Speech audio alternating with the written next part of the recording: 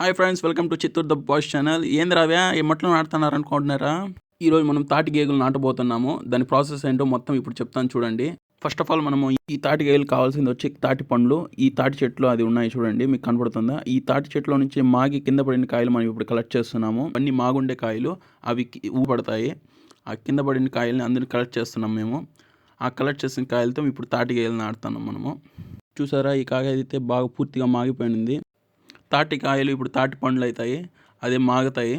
చాలా బాగుంటుంది. ఈ స్మెల్ అయితే భలే ఉంటుంది. స్మెల్ చాలా బాగుంటుంది, పర్ఫ్యూమ్ స్మెల్ లాగా ఉంది. సూపర్గా ఉంది స్మెల్. ఆడపడిన తాటి పండ్లు అంతా తలా ఒక కాయ అయితే మేము తినేసాము. సూపర్గా ఉంది టేస్ట్ అయితే. ఈ తాటి పండ్లు అయితే తినేటప్పుడు చాలా జాగ్రత్తగా తినాలి, పురుగులు కూడా ఉంటాయి దీంట్లో. అందుకే చూసి చూసి తింటున్నాం మేమైతే.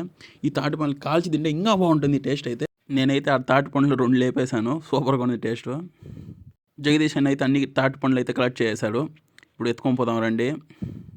ఎక్కడైతే తాటి చెట్లు ఉంటాయో అక్కడ రాలిన పండ్లు అయితే కలెక్ట్ చేసుకొని ఎత్తుకెళ్తున్నాము. ఆ తాటి గేగులు నాటే స్పాట్కి అయితే వచ్చేసాము. చూసారా, ఇన్ని తాటి పండ్లు ఉన్నాయి అక్కడ. ఇవన్నీ తాటి పండ్లు 3 నెలల తర్వాత తాటి గేగులు అవుతాయి ఇవన్నీ. ఇప్పుడు తాటి పండ్లు ఎలా నాటుకోవాలో చెప్తాను చూడండి. ముందుగా తాటి పండ్లు 2గా చీల్చుకొని నిలువుకి నాటుకోవాలి ఇసుకలో. ఈ ఇసుక కూడా 2 అడుగుల హైట్ ఉండాలి. అప్పుడే మనకి తాటి గేగులు అనేది బాగా వస్తుంది. చూస్తున్నారా, ఇలా అయితే తాటి గేగులు ఒకదాని పక్కన ఒకటి ఇలా అయితే నాటుకుంటూ వచ్చేసేయాలి. ఇదే దీని ప్రాసెస్. ఇదైతే ఒక తాటి గేగు వస్తుంది, ఇది 2 గేగులు వస్తాయి. ఇది మొత్తం 3 గేగులు అయితే వస్తాయి. ఇది రేర్ కొద్దిగా. ఇది మొత్తం 4 గేగులు అయితే వస్తాయి. ఇది ఇలా అయితే ఇసుకలో నాటుకోవాలి నిలువుగా. ఇలా ఒకదానిపైన ఒకటి పెట్టుకుంటూ వచ్చేసేయాలి. ఇలా ఈ తాటి పండ్లన్నీ ఈ ఇసుకలో నాటుకోవాలి.